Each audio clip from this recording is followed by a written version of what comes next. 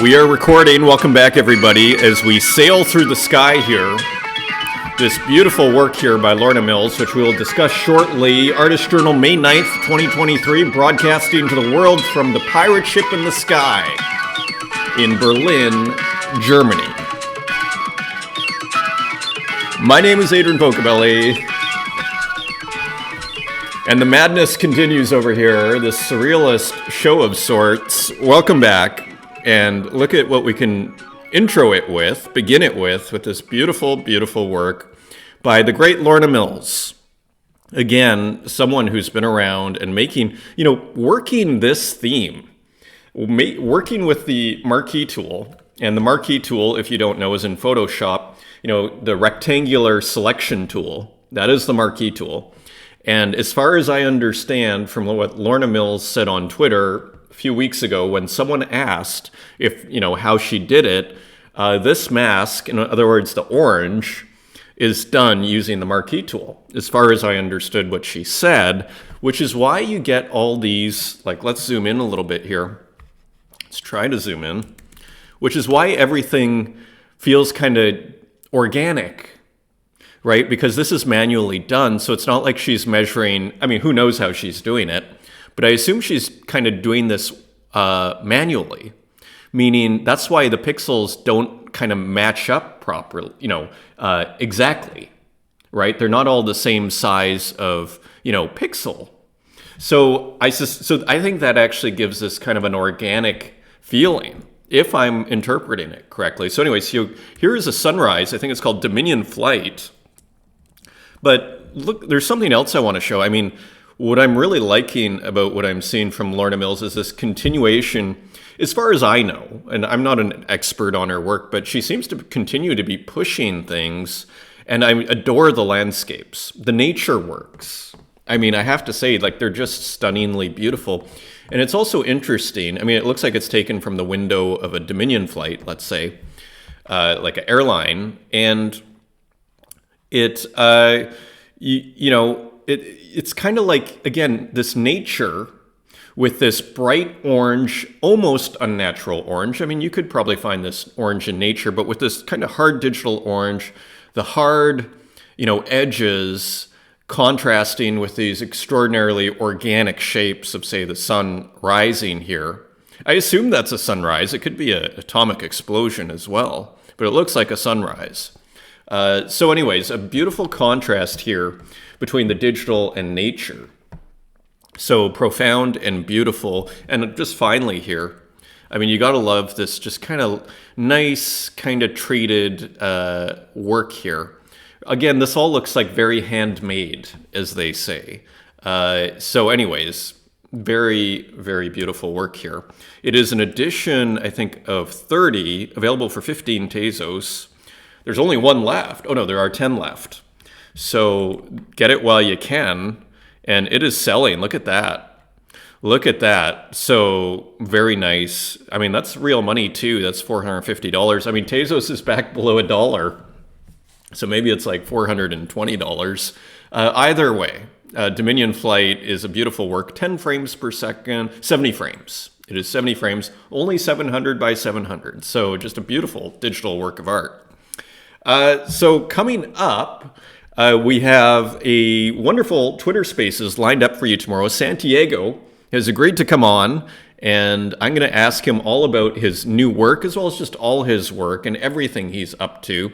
So I'm titling this Santiago on Art and AI, because he just put out this huge project with emergent properties here, M-props. So that should be super interesting. And look, they even have Santiago's work there in their profile picture. So anyway, should be a super interesting show. That is tomorrow. Have I pinned this up? Let's just pin it up. And so you can see that tomorrow. Come join. And also, again, as I used to say and kind of always started saying again, great place to practice your public speaking as an artist. So that comes up Wednesday, 9:30 a.m. Eastern Standard Time on Twitter Spaces, which you can find in my profile. Here are just a couple of the works, couple of more that have been minted from What Does It Mean to Have a Body by Santiago here. And this great kind of, It almost feels like a cut up here, but this is just kind of wire central in your chest this night and the day you forgot me. I mean, it feels like a kind of a William Burroughs type cut up here, but it looks like it's probably made with ChatGPT, AI. Again, this is generative AI. So again, just nice work here. Interesting work. Again, the hypothetical bodies here. And here is more that have been minted here recently. So there is that, and there is this. And so anyways, just cool work.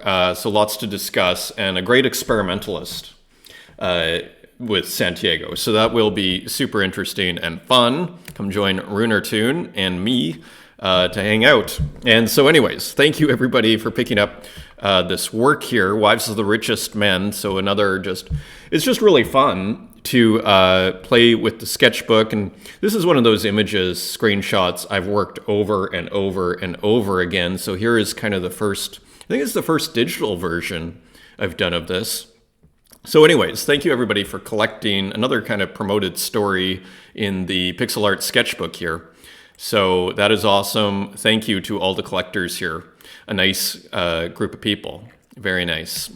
So anyways, so yesterday, I was thrilled to, as Rosacio said here, you don't lose your audience. Or I think he meant like nobody unsubscribed, or maybe people did, but other people came on.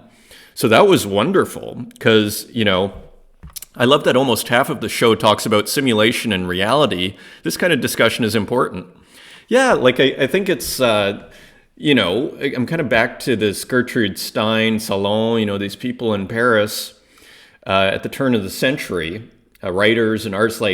It's not like they're just talking about works. They're also talking about big ideas and whatnot. And that's kind of the spirit of this show. I think if it was just, Antiques Roadshow meets Blade Runner, as I like to call it, I don't think it would be enough for me. So I was kind of worried about going that far deep, but we had to do an outline, and I'm just thrilled about this audience. Those that have watched that basically have held on. So I'm thrilled about that. And I have a very important correction to make coming right up here, and that's the difference between simulation and simulacra. It'll be very brief. We did the hard, heavy lifting yesterday as far as just painting a very rough outline of what is being discussed there, because we might as well be literate in what this discussion is, especially as digital artists, especially dealing with AI. Let's be able to go on the biggest stages in the world and know what we're talking about, right? So anyway, thank you for the comment, Rosacio. Great to hear. And thank you, Human Boy, for the comment as well. And again, love the Baudrillard debate from Elisio. And there's Santiago there. And so anyways, I'm thrilled. And great Hercules chimes in, Eikeman, Esteban. So anyways, thank you, everybody. It means a lot, especially after a show like that. Anyways, so this is going to be very brief here, but this is an incredibly important distinction. Remember yesterday, or correction, I was saying yesterday that basically simulation and simulacra are basically the same thing. Not the case. So as you'll see here, they are. So I asked ChatGPT 4, which is becoming an incredibly helpful philosophical assistant.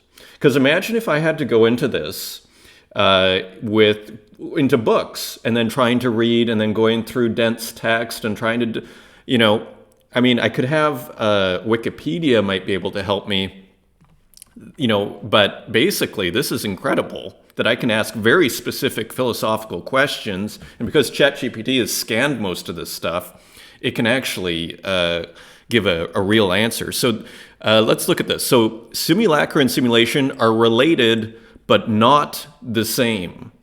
These concepts are central to Baudrillard's postmodern philosophical ideas and are discussed in detail in his book, Simulacra and Simulation. Let's break down the difference between the two.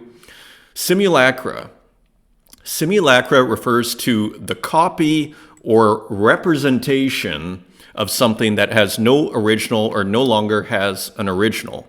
In Baudrillard's work, he distinguishes between different orders of simulacra which evolved through history. The first order is a faithful copy of the original. So again, you do a portrait, so mimesis, I think we could say, or Greek for doing a copy. I am here, you make a portrait, you're making a copy. The second order is a distorted copy. So, and I think what's meant here is purposefully distorted. But you see another copy, but of a different kind. So again, I would say like, they would say advertising, maybe you could put propaganda, where there's some sort of agenda, perhaps is one way of looking at it. And the third order is a copy that has no relation to an original reality. And this is where it gets tempting to say that AI imagery is a simulacra. Not a actually, we'll get to simulation. It's an important distinction here. But is an AI image, say produced by Midjourney, we could call a simulacra, okay? So a copy, a representation, kind of like a thing that is produced, okay? For Baudrillard, the third order of simulacra represents the current state of our postmodern society, where copies have replaced the original reality, and the distinction between the two has become blurred. Where copies have replaced, so it's kind of, again, like, when we really parse this out, not only was Uxine kind of right, but it looks like he's super right as far as this idea, because in a sense what we have with AI imagery, arguably, feel free to disagree, is we have an image that is produced from a whole bunch of copies, or from a whole bunch of previous works, right, that they have sampled and then they've kind of melded it all together and produced something new, let's say. So we have that is produced, but we don't have the original, is what I'm trying to say here, where copies have replaced the original reality. So the original has disappeared because we don't even know where this is coming from other than conceptually, but we can't see the original.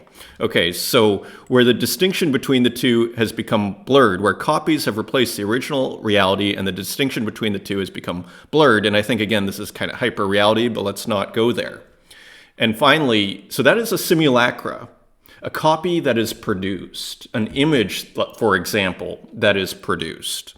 A simulation, on the other hand, is the process of creating or mimicking reality.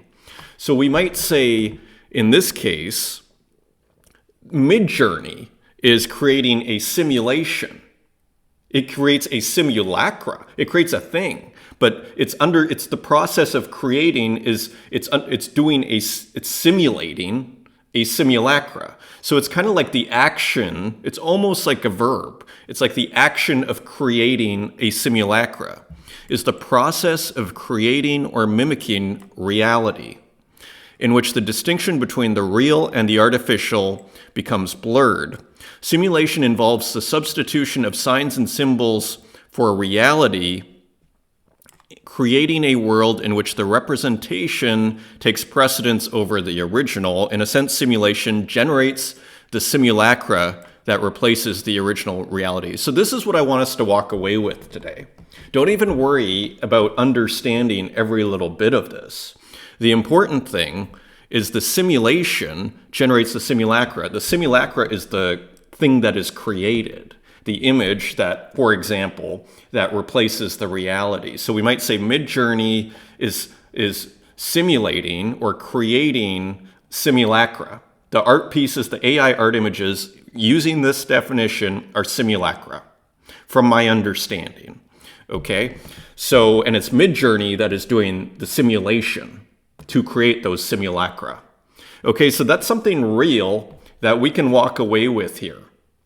Okay, which is kind of a rare thing when you're dealing with kind of post-structural things, but thanks to ChatGPT, it's happening beautifully. In summary, simulacra are the copies or representations that have replaced original reality, while simulation is the process through which these copies are created and reality is mimicked. The process. Midjourney, here, AI images.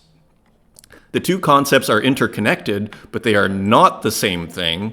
Baudrillard's work critiques the way these processes have impacted society, culture, and our perception of reality, arguing that our postmodern world is dominated by images and representations rather than direct experiences of reality. This is all arguable, in my opinion, but it's a really interesting way of thinking. So anyways, just a quick correction, an update on that. So kind of following with that, we haven't looked at RJ's series yet, I don't think, because this was just minted May 5th here. So he's done a whole series, and here's an example of 50 one-of-ones. Ask AI, answers for all, and they all have different questions. So another concept piece by RJ, what is true authenticity? And so also on his laptop and a table with a black background. So Ask AI number 16. So here they all are, and they all have like different questions. So here, why am I filled with love? So oftentimes kind of emotional, or, this sort of thing, kind of human-esque questions for the machine, a question for the machine. So anyways, kind of an interesting series that I thought was worth touching on. So there's still a few left at 10 Tezos each, and they're all kind of one-of-ones, but kind of an addition of 50, but each is unique. Continuing on, P1 has a beautiful pixel artwork with some great music. Road trip. Enjoy a nice weather along the long drive, pixel art and music by P1. So pretty cool. Very modern work. You even see the windmills, the wind turbines, as they call them, in the background, and just cool music. So it's interesting to see, this could be the subject matter of an impressionist painting, right? A road trip, or just, some traditional landscape, but it's quite fun to see kind of gamified version with some hard pixel art from P1, who is no stranger to pixel art here, has been doing it for a while. Really interesting artist. Speaking of pixel art, Gogolitis, I don't think we looked at this. This was a signature. Did we look at this already? I always get it confused. But anyways, I think we might have looked at this already, actually, now that we look at it. But here it is. A beautiful work here by Gogolitis with the continued colors and everything. So just using his name, it's kind of like the free mint work, but here it's using his name for Tezos Art Collective. And it's basically, there's a little bio here. So this is an edition of 1,000, available for 2 Tezos each. So here it is. Are they sold out? How is that possible? They sold 1,000. Let's just take a quick look. Oh no, it is still available. So there you go. Datura with a beautiful work here, and it's called Panorama Dalal, Acidic Hot Spring. And so again, a super interesting experimental artist who kind of has a lot of pixelation and glitch is how I'd kind of describe the combination. I mean, again, I think this would hang really well with, say, Lorna Mills, just playing in the same show. It's a landscape as well. I mean, you could have a really far out show called Landscapes that you're using works like we're seeing here. That would be pretty amazing. So beautiful landscapes, panorama. And Datura often uses, representational things, like here's a storm, subject matter. Here's another panorama, the Sierra here. Quickly look at that. I think we looked at this one, we did look at a previous episode. It's a little bit in slow motion here. But anyways, you get the picture. So just beautiful, kind of like this impressionistic work here. Continuing on, Byte by Bit has found, who uses a lot of retro technology, has found KidPix. And I'm finding this super interesting because Asdrubal Waffle mentioned KidPix as being one of his favorite tools, and I've been meaning to check it out. So it's fun to see Byte by Bit discover it and now start to use it to see kind of like what this thing can do, and see kind of Byte by Bit discover how to use it. So anyways, just great to see. There are a few, I think. Yeah, this was just minted, and we have a couple of others here. I think Ile picked up a couple. Yeah, here's Ile, this 1 of 1 for 9 Tezos. So it's just kind of fun to see Byte by Bit experiment with this retro tool, because I've never used it. And again, so you get the sense of how it works. It's almost like there's stamps, of sorts with the anchor, the apple, the ladybug. You can drag the hearts. So, and then you have brushes. So anyways, letters, YOY. And here's one more, 1991 KidPix 1.0. So I suspect there's emulators or JavaScript versions of this. Here again, you see like the stamp, like of the star that's kind of dragged across, a sun. So anyways, just really cool. It looks like really fun to use. So I'm gonna have to break that out at some point. Anyways, so there is some new work by Byte by Bit. Also went to iLay. So iLay is all over this, which is super cool. Stippen Pixel with a gorgeous pixel artwork, safe and sound. Again, we're kind of back to this weird and interesting connection between Impressionism and pixel art. A new discovery here, isn't it? Because, it kind of makes sense. Like when we think of Georges Seurat, who is considered post-impressionist, and his divisionism, using little points of paint to create the work, again, basing it off of science at the time, kind of similar ideas are going on here with this kind of impressionistic pixel art. We're seeing little pixels instead of little dabs of paint, aren't we? And this looks like an impressionistic rendering here. Very artfully done. Can we zoom in here? And because you see there's a couple of colors here.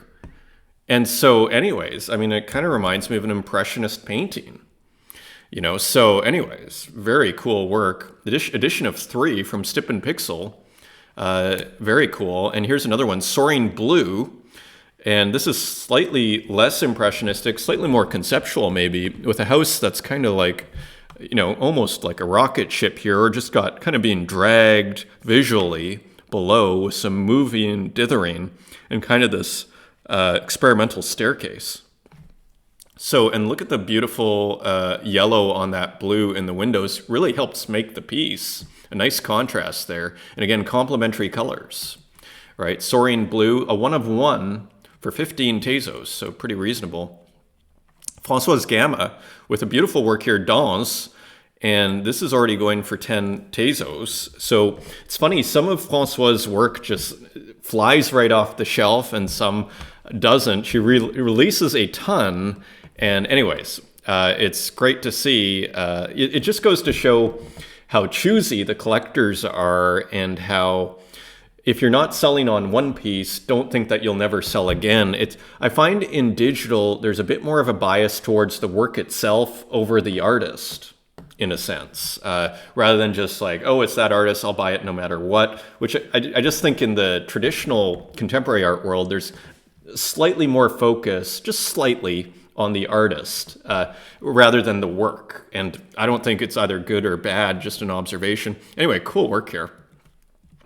Another interesting piece, Marcel Munteanu, C11.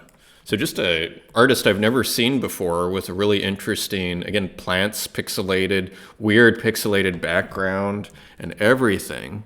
You see the dithering in the back. So interesting work here. That is a GIF. Again, Marcel Munteanu. And just a quick look here. Quick look and a follow. So maybe a new direction, maybe not. So anyways, always a new discovery here around every corner. A gorgeous work.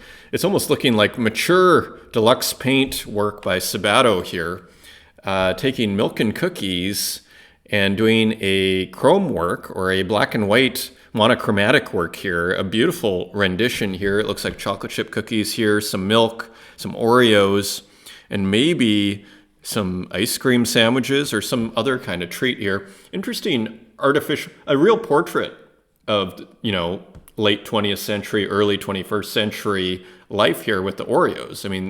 Undeniably modern here. And look, you even have the biscuit sandwich cookies. Maybe that's what these are. Double chocolate chip. So how fun is that? A veritable cornucopia of treats. So these are 10 Tezos each, edition of 36. They're actually moving pretty quickly here. So that is by Sabato. Cover your eyes. Let me actually, okay, for those with flashing image issues, the next minute or so, you're gonna want to skip over. So this is Renki who we've been looking at, and this is something called Hayato. Okay, so that is going for 10 Tezos, and that is an edition of 10. Kind of cool experimental work here. Edgy. And here's another one by Shilly the Kid. Color 1, I mean, really reminds me of, I mean, I'm sure you guys know that artist. What is his name? The guy who had the big show at the Whitney that I remember seeing somewhere like in 2007 or something like that. I'll look it up for next show. But anyways, interesting work here from Shilly the Kid. Interesting abstraction. Very interesting. Edition of 25. And they're going for 10 Tezos each. And there are 24 left. So lots left there. And here's another one. This one's way cheaper, going for 0.1 Tezos, high heel digital display. Kind of a similar concept here. Almost playing off of that Christian, I can't remember the one, the high heel fashion with the red underneath. And here instead putting that, putting the rainbow or the, you know, the gradients here, colorful gradients on the bottom of the high heel as I attempt to describe that. So using DALL-E, interestingly, in there too. High heel digital display. Oh, that is so cool. So anyways, edition of 25 for only 0.1. And so that is available for cheap. Coda Nakazono, Continuum number 106. This is an edition of 1. And so a new one here. I always love the different, like how it's almost like the Photoshop canvas in the background here. And then we have some nice pixelation. Just always just, you know, playing with these different elements here to create a digital experiment of sorts. And just seeing what different things work together. Went to Sky Goodman in a transfer. And Ranexteer with a couple of more abstract works here, entities, going for only 2 Tezos. I think it's an edition of 10. So anyways, just more interesting kind of abstract work. And they all look good together. Like they all fit really nicely together. So you start to see a process, too, underlying all of this, which kind of makes it more beautiful and valuable. So only 2 Tezos and only an edition of 10 from Ranexteer. So a couple of interesting works here. And of course, we looked at the first one. If you recall, here's actually number 4 was just released. And we looked at this one, I think, the other day. Or maybe it was this one, Nature's Prism. So anyways, just interesting series here by Ranexteer. Continuing on, this was sent to me, I think, by Santiago, Lydia Moon. He sent me this artist that I'd never seen before, who seems to have actually quite a following here. So let's just turn this up. I thought it was kind of interesting. A display of, looks like a retro tools. I'm trying to remember what drawing tool that might be. So anyways, kind of glitched out. February 2nd, 1987, 8:35. There we go. I think it'll run now. Kind of like an ancient Photoshop is what that looks like. But who knows? Kind of a interesting emotion it creates, in a sense. Interesting music. And then this strange bouncing thing. So anyway, interesting discovery there. Edition of 10 for 7 Tezos. That's on primary. So lots left. Actually, a few have sold. Santiago picked one up, max capacity. So Musée Void, interesting, cool work. Bazaya, Tupac Loves You, and I think what really got me on this, again, see the textured paper. Interestingly, I thought this was kind of hilarious though. The INRI on top of the cross here, done with basically, I mean, what, you know, it looks like a street sign for what you'd call the Späti out here, or for like a, you know, a small store. You'd have like the light bright display here on top. So, and there is Tupac as a crucifixion and some fire in the background, some classic kind of Bazaya colors here. That pink is kind of trademark, that kind of muted pink, and even a bleeding here. So anyways, interesting. It almost has a bit of a Salvador Dali crucifixion, because you see how the perspective is kind of feels a little strange. Kind of reminds me, for hip hop, I mean, kind of reminds me, if we go to Dali crucifixion, I think it's hypercubic Christ, maybe is what that's called. Kind of has this, a little bit of this feeling to it. I don't know if that's on purpose. Not hypercubic. It's this one. But yeah, that's quite different though. So, but the perspective seems a little bit similar, almost like you're kind of looking down a little bit. So anyways, interesting work from Bizaya. Here's an artist that I don't know if I've ever shown here before, Jimmy. And Jimmy is kind of, in my universe, a Tezos kind of classic. And I'll show you in a second, like the work. I mean, I'll show it to you now, actually. I mean, many of you have probably seen this work before. I mean, it was there from the very outset. Just kind of a very classic work that stands out. And it's like an edition, I think, of 402, Rooftop Jamming Session. This is one of those early works I came across that really impressed me. And cartoons isn't necessarily, or, quote unquote cartoons or kind of cartoon illustration isn't necessarily my thing, but I think pretty sure I collected that. And yeah, see, I got one there. Just a cool work. So anyways, Jimmy is still putting out work, and also on exchange.art, our rendezvous, just kind of making these moving images. And there's some sound here too, I believe. This is super interesting. So I think that's the Jimmy character there. Just kind of beautifully put together. Could hang really well with Adelia, maybe, in the same show. And you see this little fish tanks. There's something just super charming about Jimmy's work. And Jimmy has some pretty serious collectors, too. Like this already has a bid of 13 sol, $267 here. So that is not nothing. Like Jimmy is pretty popular. Look at that, 69 sol. Last sold for, that's the price. Last sold for 25 sol over here, 25, 9. And then you see over here, a visual art student on a profound quest to mend his ways, lent aid by a boy who trapped in a bittersweet trip down memory lane. There's something kind of just beautiful and magical. Look, like 888, just on like people want a lot of money if they're going to part with their Jimmy works. And just kind of one of those interesting artists I only would have found on Object probably, or maybe exchange.art or on Twitter. But, anyway, just a really cool artist here. So new work from Jimmy. Classic work here. Just kind of moving. Purple Drank, in service of the meme makers. So kind of a epic work here. Usually doing a kind of pastiche of sorts. I'm not sure what the original is. These kind of look like saints, and that almost looks like Jesus here on the right. And so anyway, and some interesting design here. So I'm not sure on the reference on this. Created for Hologram Gallery. So actually Hologram Gallery, which is Chi Moscow Jackson, has a show called Subconscious Bloom Art Show. Subject matter, title, and description made in collaboration with ChatGPT. So interesting work here. Frog Thralls. So anyways, cool work from Purple Drank. And here's another one for the Drank DAO, Portrait of Duke Bartholomew Pondleton. So this is probably another famous portrait, and kind of some hilarity there in the pants there. And so anyways, just a really cool work here by Purple Drank as usual. And Pepe is in the imagination right now. So Purple Drank, edition of 1. Let's just see what happened here. Sale for only 5 Tezos. So a short auction here. So someone lucked out. They got a 1-of-1 Purple Drank for 5 Tezos. Good deal. Turkarak, continuing with the risque works here, although not directly. Neighborliness. And here you see just another kind of edgy illustration by Turkarak with the neighbor kids or neighbors finding themselves here. So anyways, really brilliantly illustrated here. So again, an edgy artist, 1-of-1 for 15 Tezos. Pretty reasonable. Again, like kind of brilliant composition. There's a lot going on here.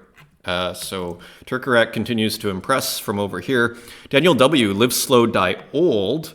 And here is a new work from Daniel W. with a coffin. Don't think there's any sound. So just a cool kind of illustrative work by Daniel W. Continuing in that series, we saw the first 2. And the third here has a coffin with a skeleton. And just looking like Daniel's experimenting a bit. Interesting here. At the top, how it goes from thick to thin, and using the GIF to just do, because you can do both, right? As I always like to say with design, there's right answers and wrong answers, but there's more than one right answer. But there are several right answers. Here you could see all the different right answers you could have to fill this area here. And what's funny about the GIF is you can try them all. You can put them all into one work. So anyway, cool work from Daniel W., 1 of 1 for 70 Tezos. And another one, No Exit, kind of in the more kind of horror kind of vein. And here it looks like a couple of hands that are hanging from a fire exit. So anyway, cool work here, and just always interesting architecture and composition from Daniel W. Even like this little kind of, these black dots, black marks actually add quite a bit to the composition. These tiny black marks, the shadow of the exit sign. Moody work and very cool. And let's just see what happened here. This was burnt. Interesting. Maybe minted again. Shall we see? And it is gone. So, okay. So we'll see what happens there if that is reminted, but looking like it's in the same series here as the W. Flora Marquez, continuing interesting take on the collage here with a, what looks like a photo of pattern here. And also here, so cool experimentation from Flora Marquez. At the end, we all want the same thing. So the bird girl triumphant somewhat with a leaf in her, or a branch of some kind in her beak. May 5th, 2023. So anyway, available for 20 Tezos. This is another work that was burned. And the first time I saw it, I wasn't sure. Then I came back and I was like, this is actually a really good looking work, and kind of has a real, for lack of a better term, contemporary art feel to it. Just this repetition of this figure. There's something really brilliant and beautiful about this work. Anyway, it didn't sell that well. One sold early on, and I think maybe Dan asked the person to burn it or something. Day late, buck short to burn it. I don't know what happened, but they've all been burned. And they're all gone. I think this one it was one of those works that the next day I liked even more. So interesting to see if it'll be reminted or not. Ready for School. I really like that series. It's wearing really well over time, because there's, of course, the other one with, I think it was Mickey Mouse. Here it is. This one here with fake whale. And it looks like Mickey Mouse and Astro Boy. So anyway, I like the simplicity of this one. Like, what if you just had the Mickey Mouse repeating? There's something about it. At least from my perspective over here, Dr. Version with a new work here, landscape number 12. So playing with the shapes and the different treatments in the different areas of the composition. And so anyways, you have beautiful colors here. And the pink triangular type structures here, kind of a surrealist landscape to a certain degree, but done with kind of GIF video. Like analog or glitched video is what I'm trying to say. So anyways, kind of cool landscape here, landscape number 12. And one has sold here. And so none listed here though. DJ Kuro with a cool glitch work. I think this is called Jumbotron or Jimbotron. Kind of a heavy file here. Let's see if we can play it. So pretty glitchy. So anyway, nice piece from DJ Kuro. Big shout out. So anyway, cool work. Temporal replica become transformed through boundaries and critical practice. Jimbo's left with a testament of the edges of our future. So edition of 4, and hasn't been listed yet, so very cool. And we're cruising Sky Goodman with a work here, hiking boots, some AI boots. I thought these were really pretty, and just a cool variation on the whole AI Lost Sneaker series. So hiking boots and a cool kind of landscape in the background. Kind of almost looks like an ad. Mr. Shapeless, who seems to use object as a place of experimentation. So Face of the Future number 4, pretty nice piece here. Using, Mr. Shapeless's trademark colors here, but almost instead of doing a landscape, applying maybe a similar technique to just a close-up of the face. So a close-up portrait, Face of the Future number 4. And here's Danielle King. Okay, so one of the AI women derived from my explorations of alternative art history. So probably a fake person, AI woman. So we're kind of back to, let's review. So this is a simulacra. This here as a copy or a representation or as the thing, the image that say is produced by AI, this is the simulacra. And the simulation is the act of making this, the process of making this. Say here, it's with Midjourney. Okay, so here is the simulacra created by Midjourney. Okay, cool painterliness too, actually in the background here. Very nice. So anyways, cool Hannah. This is available for 75 Tezos, a 1 of 1. And a couple of works here by Simone Pompey, just some interesting kind of sci-fi cities here of the future. And there seems to be, there's a couple here, the pneumatic reverberation station, the second layer of the world, and where fossil fuels have been depleted. So almost this kind of post-apocalyptic landscape, but post-oil and post-fossil fuel sort of landscape here, the skywave amplification system. So anyways, interesting landscapes here, created, I believe, by AI. The account is Simone Stumer. AI, it is AI, by Simone Pompey. So anyway, cool works here, and 5 have been minted.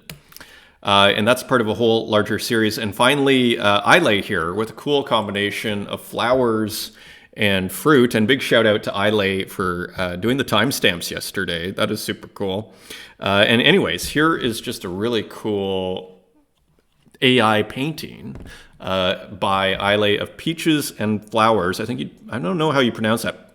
Peonies? I don't know how to pronounce these flowers. I'm not a flower expert. So anyways, cool work here. And here is another one, Strawberries and Wildflowers by Ile. So again, I think we'd call these simulacra, produced by, AI tools. So very cool work by Ile, kind of painterly. You gotta love this reflection here, like a real oil painting. She's getting really good at that oil treatment. So anyways, buy now for 5 Tezos. There are 7 left. And finally, another home office, HQ number 7 by Zoom, edition of 11 for 3 Tezos. So I love this series, portrait of the contemporary world here, beautifully done, and on I could go. So HQ number 7, 3 Tezos, edition of 11. And finally, Charles AI with an edition of 100 for 20 Tezos each of Pepe here, looking like he's in Greece, isn't he? Looks like Crete made it, a tribute to the remarkable ascent of Pepe and the lives it has transformed for the better. Yeah, I echo that. That is great. So there is Pepe celebrating, looking like in Greece. I want to go to Greece now. Made it. 20 Tezos each. And that is your show, everyone. Hope you have a great week. I'll see you on Spaces tomorrow, 9:30 a.m. Eastern Standard Time. Thanks for joining me again. Until next time, take care.